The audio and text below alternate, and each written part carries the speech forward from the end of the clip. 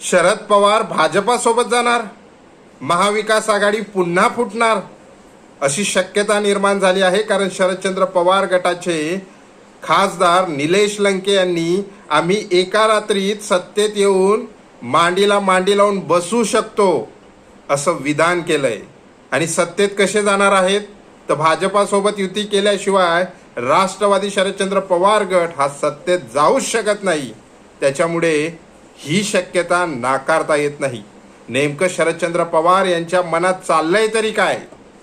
म्हणजे भाजपासोबत युती करून शरदचंद्र पवार साहेब हे सत्तेत जातील काय?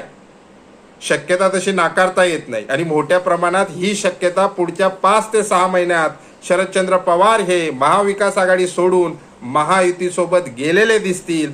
कारण त्याच्यामुळे 2 फायदे शरदचंद्र पवार यांना होणार आहेत. एक म्हणजे त्यांचा पक्ष एक होईल, अजित पवारांसोबत